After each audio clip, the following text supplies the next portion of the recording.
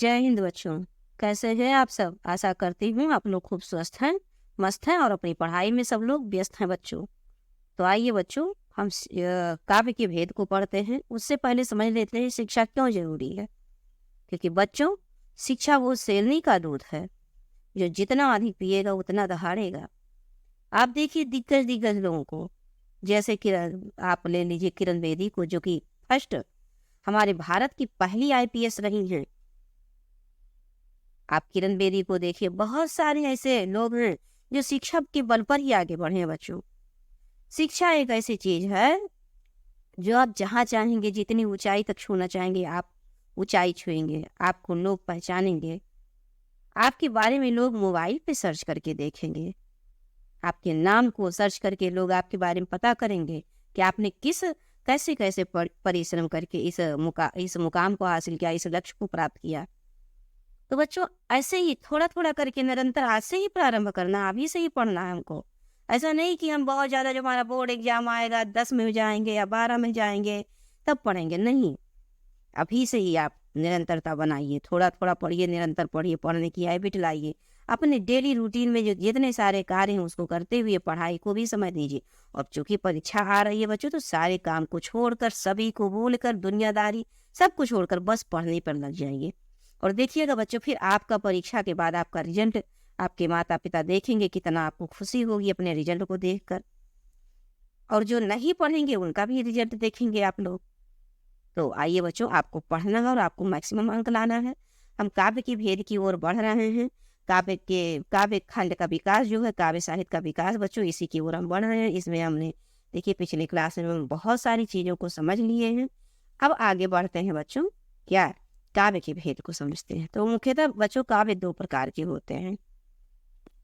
काव्य कितने के भेद कितने हैं? काव्य के दो भेद हैं, श्रव्य काव्य और दृश्य काव्य। श्रव्य मतलब सुनने का, दृश्य आप देख भी सकते हैं। तो श्रव्य काव्य को पहले समझते हैं। जिस काव्य का आनंद सुनकर ग्रहण किया जाए, अर्थात वो काव्य जिसको हम सुने, मात्र सुनकर ही उसका आनंद मिले, अच्छा लगे, उसे श्रव्य काव्य कहा जाता है। और श्रव्य काव्य भी दो प्रकार के होते हैं, प्रबंध काव्य और मुक्तक काव्य। अब इसको समझना भी जरूरी है बच्चों कि प्रबंध क्या काव्य क्या होता है। तो प्रबंध काव्य के अंतर्गत बच्चों महाकाव्य आ जाता है, खंड काव्य आ जाता है, आख्यानक आ जाता है, गीतियां आती हैं, और जिनका वर्णन निम्नलिखित है। देखिए बच्चों, महाकाव्य में हम लोग देखते हैं क्या चीज है महाकाव्य। प्राचीन विद्वानों के मतानुसार जिस काव्य में संपूर्ण जीवन के घटनाक्रम का चित्रण किया जाता है, जैसे रामचरित है बच्चों, तो उसमें श्री राम जी का, उनके चारों भाई सा परिवार का, सबका चरित्र चित्रण, पूरे जीवन का वर्णन किया गया है। इसलिए रामचरितमानस को हम क्या कहते हैं? महाकाव्य कहते हैं। इसकी कथा इतिहास में प्रसिद्ध होती है और इसका नायक उदात्त और महान चरित्र वाला होता है। महाकाव्य में वीर, श्रृंगार और शांत रस में से कोई एक रस प्रधान होता है। सारे रस को नहीं लिया जाता, या तो वीरता रहेगी उसमें, या श्रृंगार ही रहेगा, और या फिर बच्चों शांत रस रहेगा। आप देखते होंगे श्री राम जी के, तो उसमें देखते होंगे कि शांत रस ज्यादा प्रधान है। युद्ध के समय पर वीर रस भी आ जाता है। और देखिए बच्चों, शेष रस गौड़ रूप में आते हैं। पहले तो शांत रस है, लेकिन उसके बाद जब युद्ध का समय आता है, लंका के समय का, तो वहां पर वीर रस भी दिखाया गया है। महाकाव्य सर्गों में, महाकाव्य क्या होता है बच्चों? सर्गों में बद्ध होता है, तथा इसमें कम से कम 8 सर्ग होते हैं। अगर 8 सर्ग होगा तभी इसको महाकाव्य, मतलब कम से कम 8 सर्ग हो तभी इसको महाकाव्य। इससे नीचे रहेगा तो उसको महाकाव्य नहीं कहा जाएगा, नहीं माना जाएगा। महाकाव्य में बच्चों धारावाहिकता तथा हृदय को भाव विभोर करने वाले मार्मिक प्रसंगों का होना आवश्यक होता है। अब देखिए बच्चों, आगे फिर पढ़ते हैं। हम प्रबंध काव्य को समझ रहे हैं इस समय, देख लीजिए। प्रबंध काव्य में महाकाव्य को पढ़ रहे हैं। चलिए, वर्तमान समय में महाकाव्यों के स्वरूप में परिवर्तन हुए हैं। कैसे? देखिए, अब इतिहास के स्थान पर इसके विषय मानव जीवन की कोई भी घटना या कोई भी समस्या हो सकती है। महान पुरुष का नायक के रूप में होना आवश्यक नहीं है। उनकी जगह समाज का कोई भी व्यक्ति नायक हो सकता है, लेकिन उस पात्र में योग्यता नहीं होनी आवश्यक है। हिंदी साहित्य के कुछ प्रसिद्ध महाकाव्य रामचरितमानस, पद्मावत, प्रिय प्रवास, साकेत, कामायनी, लोकायतन, उर्वशी आदि हैं। खंड काव्य, जिस काव्य में जीवन के व्यापक चित्रण के स्थान पर उसके किसी एक पक्ष अथवा घटना का संक्षिप्त चित्रण होता है, खंड काव्य कहलाता है। संक्षिप्त रूप होने के बाद भी ये महाकाव्य लघु रूप अथवा एक सर्ग नहीं है। समझिए, अब खंड काव्य, हमने महाकाव्य को देखा, खंड काव्य में समझिए बच्चों, जिस काव्य में जीवन के व्यापक चित्रण के स्थान पर उसके किसी एक ही पक्ष हो या कोई एक ही घटना का छोटा सा चित्रण, संक्षिप्त चित्रण होता है, तो उसे खंड काव्य कहते हैं। अब जैसे महाभारत ले लीजिए, महाभारत में किसी एक ही दृश्य का, जैसे कि आप देखिए अर्जुन जी और जो शंकर भगवान होते हैं, जब उनको धनुष सौंपते हैं, उसकी कहानी मात्र एक ही खंड काव्य हो गया। तो उसी को अब रामायण ले लीजिए बच्चों, तो रामायण आपका बहुत लंबा है। अब उसके किसी एक ही 7 कांड में है, किसी एक ही कांड को लेकर कोई अन्य कवि उस पर दोहा टीका करके रचना कर दे, तो उसको खंड काव्य कहा जाएगा। यही है खंड काव्य।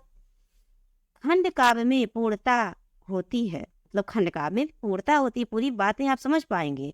अर्थात कहने का अर्थ ये है बच्चों कि ये काव्य अपने आप में पूर्ण होता है, कंप्लीट होता है। मतलब एक ही कोई खंड रहने, उसका वहाँ जहाँ से शेष है भाग, जहाँ से भाग है वहाँ से अंतिम तक कंप्लीट वो रचना हो जाए तो वो भी पूर्ण होता है।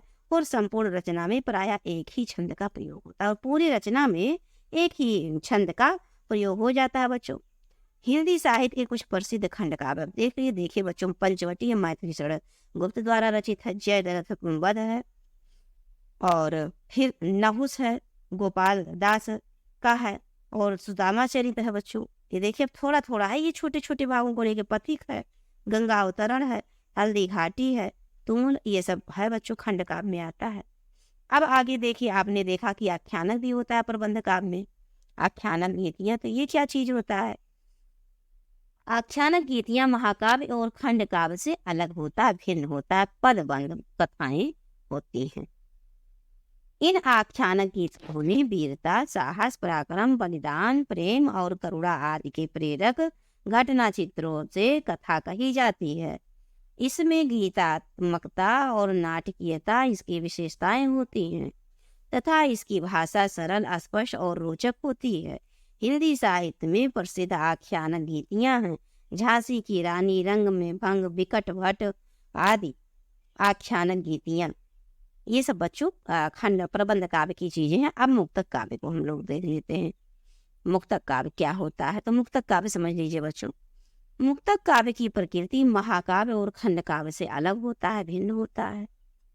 इसमें एक अनुभूति, एक भाव, एक कल्पना का चित्रण होता है। यथार्थता नहीं होती बच्चों, यहाँ पर कल्पना और भाव होता है। इसमें महाकाव्य या खंड काव्य के जैसी धारावाहिकता नहीं होती, परंतु इसका वर्ण विषय जो है बच्चों अपने में पूर्ण होता है। इसका जो वर्ण विषय होता है वो कंप्लीट होता है। आप पढ़ेंगे तो पूरी चीजें समझ में आएगा, अधूरा नहीं लगेगा। प्रत्येक छंद स्वतंत्र होता है। सबसे बड़ी बात बच्चों मुक्त काव्य की क्या होती है कि इस छंद में नहीं बधा होता, छंद शास्त्र में नहीं बधा होता। जैसे दोहा हो गया, सोठा हो गया, रोला हो, कवि समय, इस समय बधा नहीं होता है, वो छंद मुक्त होता है, छंद की प्रतिबद्धता नहीं होती। पर मुक्त काव्य के कुछ उदाहरण हैं बिहारी और रहीम के दोहे तथा सूर और मीरा के पद मुक्तक काव्य के 2 भेद हैं बच्चों। अब ये मुक्तक समझ लीजिए। मुक्तक में आपने समझा कि छंद रहित होता है, इसमें छंद की कोई बाधा नहीं होती, प्रतिबद्धता नहीं होती। अब गे मुक्तक देख लीजिए, तो इसे गीत या परिगीत काव्य भी कहते हैं। ये अंग्रेजी भाषा के लिरिक का समानार्थी है। इस काव्य में भाव प्रवणता, आत्म अभिव्यक्ति, सौंदर्यमयी कल्पना, संक्षिप्तता तथा संगीतात्मकता प्रमुख होती है। पाठ्य पुस्तक, अब पाठ्य पुस्तक को भी देख लेते हैं बच्चों। पाठ्य पुस्तक में विषय की प्रधानता होती है। इसमें किसी प्रसंग के आधार पर भावानुभूति का चित्रण होता है या किसी विचार या रीत का वर्णन भी हो सकता है। इस कोटि के काव्य के कुछ उदाहरण हैं कबीर, तुलसी तथा रहीम के भक्ति और नीति के दोहे तथा बिहारी, मतिराम एवं देव आदि की रचनाएं। ये बच्चों पाठ्य मुक्तक काव्य में आते हैं। पाठ्य मुक्तक में क्या होता है, फिर से समझ लीजिए, पाठ मुक्तक में विषय की प्रधानता होती है। इसमें किसी पर्सन के आधार पर भाव अनुभूति का चित्रण होता है और किसी विचार या रीत का वर्णन हो सकता है। इस कोटि के काव्य में देखिए कबीरदास जी की, तुलसीदास जी की और रहीम दास के भक्ति और नीति के दोहे और बिहारी तथा बिहारी मतिराम और देव की रचनाएं आती हैं पाठक मुक्तक में बच्चों। अब थोड़ा सा और आगे जान लेते हैं। दृश्य काव्य क्या है? अभी आपने श्रव्य काव्य को सुना था, अब हम बच्चों आपको दृश्य काव्य पढ़ा रहे हैं। दृश्य काव्य में आपको सुनने की चीजें और देखने की दोनों मिलेंगी। वो अभिनय जो अभिनय के माध्यम से देखा व सुना जाता है, मतलब आप इसमें देख भी सकते हैं, सुन भी सकते हैं, वही दृश्य काव्य है बच्चों, जैसे कि नाटक। अब बच्चों आते हैं हिंदी साहित्य का काल विभाजन। हिंदी साहित्य के काल विभाजन को बहुत ही अच्छे से हम लोग पढ़ेंगे, ये देखिए बच्चों। और इसमें हम ये भी जान लेते हैं पढ़ने के साथ, इसके पहले ही बच्चों की ये जो काल विभाजन है, आचार्य रामचंद्र शुक्ल जी का जो काल विभाजन है सर्वमान्य है, और इसी के आधार पर, उन्हीं के आधार पर काल विभाजन को हम लोग माने हैं और इसी के आधार पे आगे पढ़ेंगे। ये देखिए आचार्य रामचंद्र शुक्ल यहाँ पर लिखे हुए भी हैं बच्चों।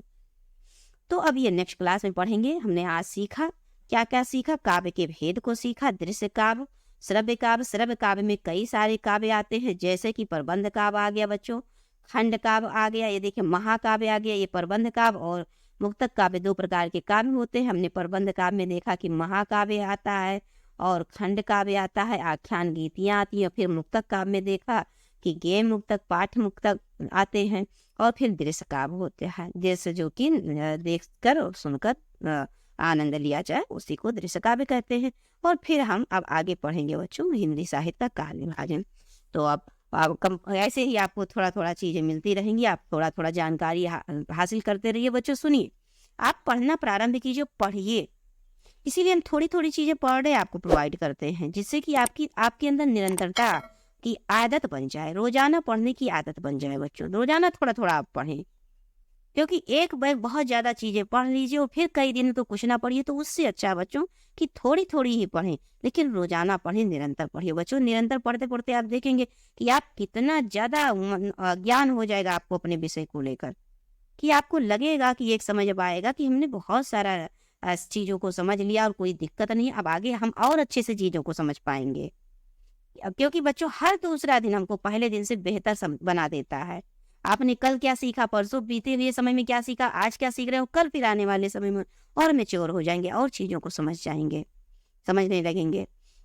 और फिर आप क्लास 10 के लिए बहुत अच्छे से तैयार हो जाएंगे। वहाँ पर भी निरंतर पढ़ते रहेंगे तो आप अपनी परीक्षा में बच्चों 90+ क्या 95+ आप नंबर ला सकते हैं, यही निरंतरता के आधार पर बच्चों। ऐसे नहीं हम कह रहे हैं कि बस आप ऐसे थोड़ा बहुत इधर उधर पढ़ लीजिए, ऐसे नहीं। निरंतर किसी भी एक गुरु को पकड़िए, उनको निरंतर पढ़िए, जितना वो प्रोवाइड कर रहे हैं वीडियो पर, मोबाइल पर, यूट्यूब पर बच्चों। क्योंकि यूट्यूब पर हम निरंतर आपको A to Z पाठ्यक्रम प्रोवाइड करेंगे।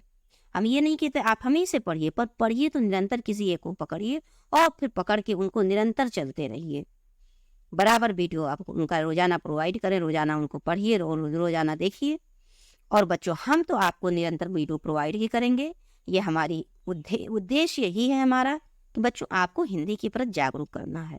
और जागरूक करने के लिए बीच बीच में पढ़ाने से नहीं होगा, बराबर पढ़ाने से होगा। जब तक आपको बराबर वीडियो नहीं मिलेगा, बराबर आप पढ़ेंगे नहीं, तब तक आपको पढ़ने की हैबिट नहीं बनेगी। तो इसी तरह से बच्चों आपको पढ़ना है, ठान के चलिए और अपने आप में विश्वास जगा लीजिए कि आपको 90+ लाना है। अभी आप ठान के पढ़ लेंगे बच्चों तो 2 महीना एकदम सब कुछ भूल के पढ़ लीजिए।